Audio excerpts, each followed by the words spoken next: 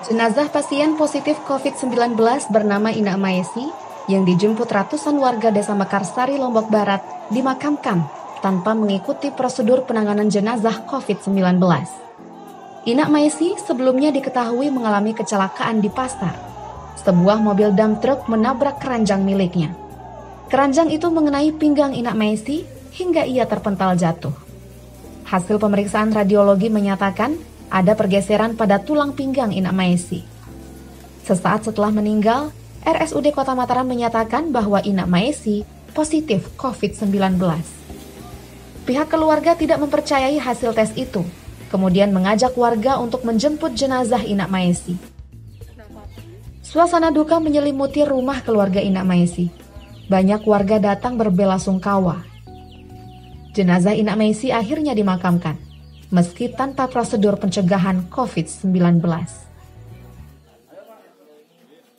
Kami atas nama pemerintah desa dalam hal ini karena masa terlalu banyak malam itu sehingga kami hanya menjaga fasilitas negara, dalam hal itu rumah sakit kota di sana. Silahkan bersuara, tapi ingat ini adalah negara membangun dengan bersusah payah untuk mengumpulkan uang, jangan itu sampai dirusak. Itu yang kami sampaikan. Nah, terus pulangnya pun kita pantau, jaga keamanan bersama-sama. Kalau sampai keamanan kenyamanan itu tidak terjamin, yang hancur, yang rusak dan yang rugi itu rakyat, bukan siapa di sana. Nah, terkait dengan permasalahan ini kami sudah berupaya maksimal tadi, baik dengan Pak Kapolsek, Bapak Camat, Bapak Kapolres, Ketua Puskesmas Penimbung, Pak Kampus, untuk memberikan model sosialisasi efek dampak untuk meyakinkan dia bahwa siapapun itu dia harus menjaga keselamatan dirinya, pelindung dirinya. Namun selama ini kan karena melihat media televisi dan cetak, seolah-olah corona ini dianggap hal yang sangat membahayakan bagi mereka. Nah, itu yang kami sampaikan tadi. Nah, di sana juga yang menjadi kekecewaannya pihak keluarga atas nama Mernun dalam rangka pelayanan di rumah sakit yang agak alot.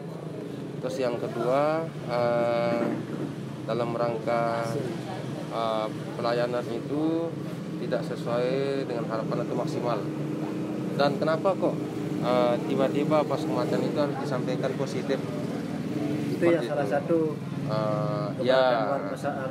keluarga ya, hasil rapid hasil positif itu. Hasil itu yang mengecewakan. Kenapa kok pas matinya? Dalam rangka yang awal kenapa tidak diisolasi? Itu laporan dari warga kami. Itu terkait dengan informasi dari warga kami. Ya, sekarang kan lagi alot ini Pak untuk pemakaman protokolnya. Jalan tengahnya apa? Jalan tengahnya yang dimaksudkan sekarang.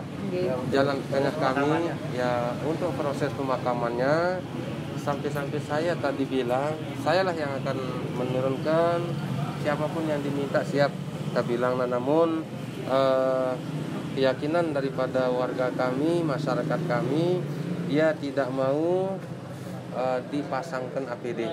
Itu kami tidak mau dan akan kami gerakkan massa katanya tadi. Nah, sehingga kami sampaikan hal itu juga sama Polsek, Bapak Kahar, Ketua Kapolsek, termasuk sama Bapak Bagus.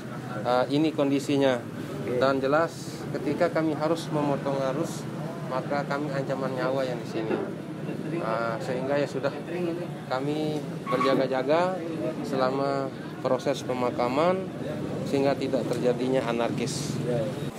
Terkait dengan kejadian tadi malam, kami mencoba mempelajari permasalahan ini seperti apa. Jadi dari pantauan yang kami lakukan hari ini, kami menilai bahwa yang terjadi tadi malam itu adalah kondisi yang mungkin miskomunikasi. Ya, ada beberapa hal yang saya kira ini masih belum dipahami oleh pihak keluarga.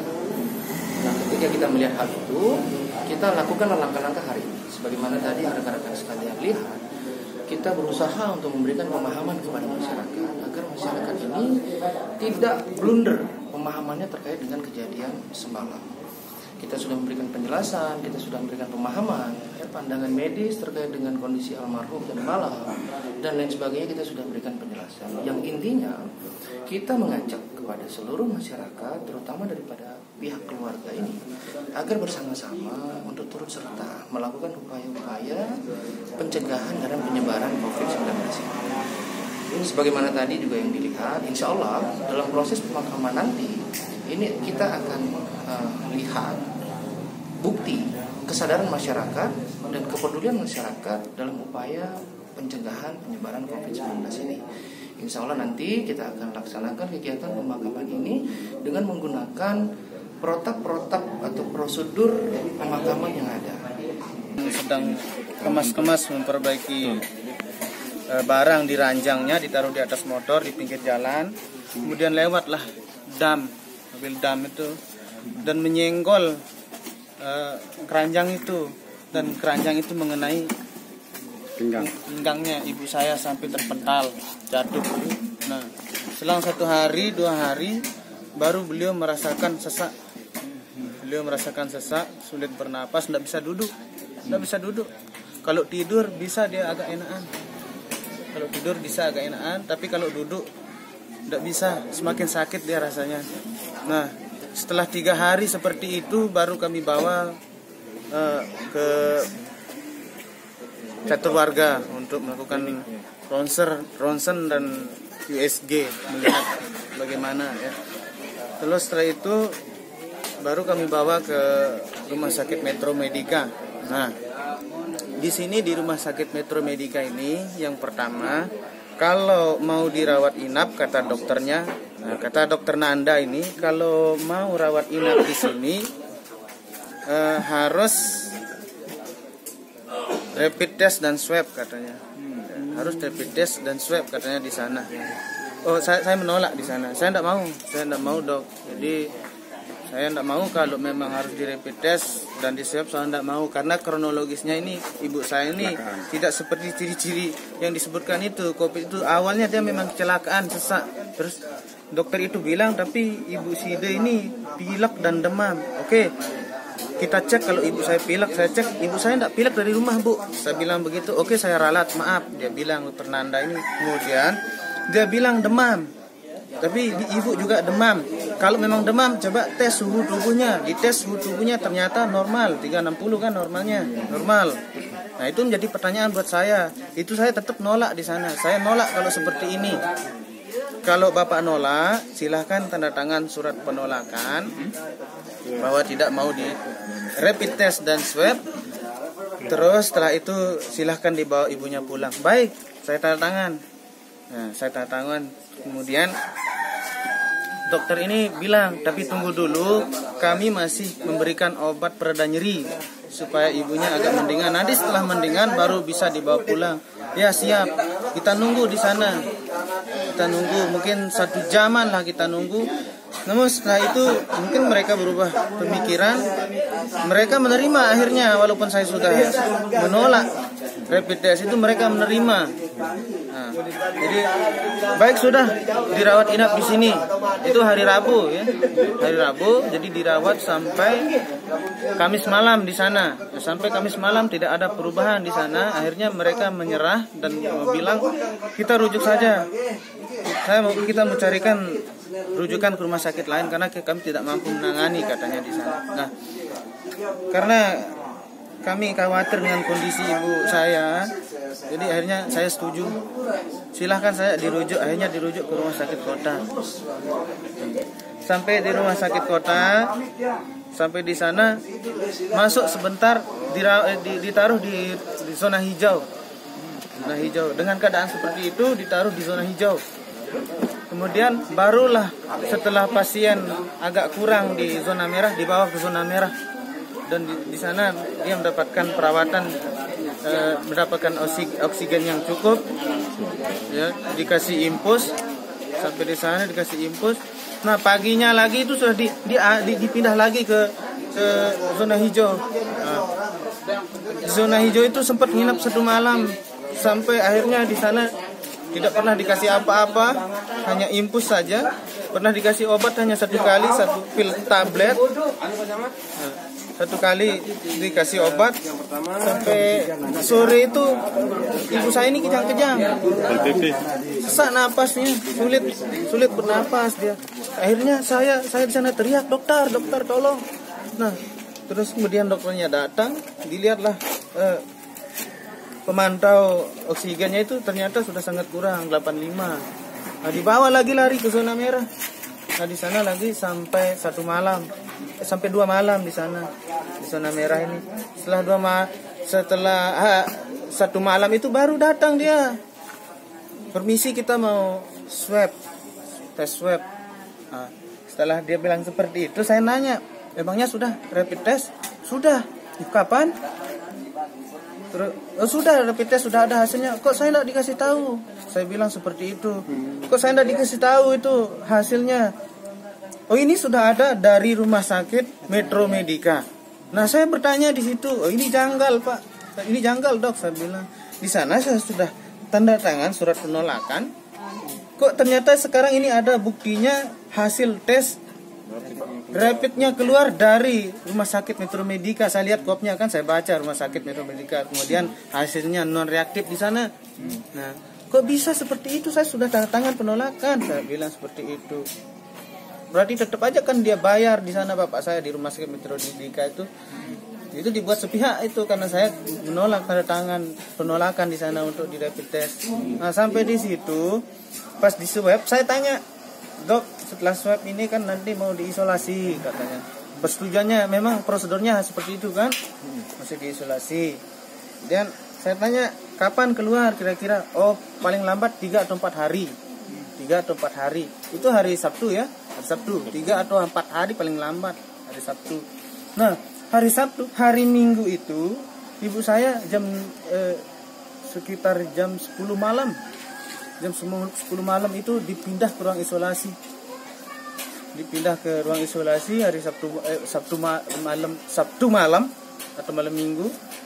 Dipindah ke ruang isolasi. Nah, sampai di ruang isolasi dia berdua sama bapak saya, hanya boleh berdua kan, hanya boleh berdua sampai di sana. Kemudian minggunya saya telepon bapak saya, "Gimana keadaan ibu?" "Oh ya sudah, diantar makanan saja." "Sudah dikasih obat?" "Belum," tanya bapak saya. Ternyata setelah hari Minggu itu, nah kemarinlah dia meninggal. Berarti baru 1 hari setengah dari pelaksanaan pengambilan lendir untuk swab test. 1 hari setengah, bukan 2 hari ya. Tapi ternyata hari Senin kemarin itu jam 4 sore ibu saya meninggal dunia. Setelah meninggal dunia baru keluar hasilnya positif. Sementara saya tanya awalnya ketika itu paling lambat 3 atau 4 hari. Nah, itu kan sudah beda. Itu pada sudah kurang dari 2 hari tuh kok bisa keluar hasilnya gimana itu. Nah, saya kan jadinya bertanya-tanya di sana, ada yang janggal. Nah, jadi seperti itu, makanya kami di sana mengambil paksa mengajak warga. Karena memang tidak yakin. Ya, saya tidak yakin karena dengan hasilnya itu, karena seperti itu dia. Awalnya kan itu dari pertama tadi dari kecelakaan. Dia tidak demam, dia tidak pilek, sesak napas. Itu mungkin akibat benturan karena tulang di sini hasil radiologinya di catur warga itu dia agak bergeser di belakang ini. Makanya duduk itu sakit dia, sulit napas. Sudah berapa hari berarti selama perawatan itu berarti? Selama perawatannya? Nah, berapa hari? Di rumah sakit Metro itu 1 hari. Ya, terus sampai kemarin ini 1 hari Senin di rumah sakit kota. Di rumah sakit kota 4 hari ya. Penjelasan rumah sakit kota sendiri terkait dengan janggalnya itu mungkin sudah dipertanyakan. Ya, saya pertanyakan seperti itu, tapi tetap jawabannya mereka tuh bersikeras bahwa hasilnya memang positif. Nah, saya minta mana hasilnya? Katanya masih dirilis dulu. Nah, itu hanya bahasanya saja bilang positif. Nah, kami minta secara tertulisnya masih dirilis katanya waktu itu. Dari rumah sakit Metro Medica tuh sampai rumah sakit kota itu masih statusnya masih non reaktif berarti ya? Non reaktif dia, non reaktif. Masih tidak ada ini. Nah, itu juga itu janggal di sana itu kan saya sudah tanda tangan surat penolakan untuk rapid test, tapi ternyata keluar hasilnya dari sana, berarti mereka membuat secara sepihak kan, tanpa persetujuan kami. Ini mungkin bentuk klarifikasi kenapa kemudian keluarga menerima tadi permintaan dari Kapolres untuk melakukan menggunakan APD saat menerima. Jadi kami belum menerima sampai saat ini.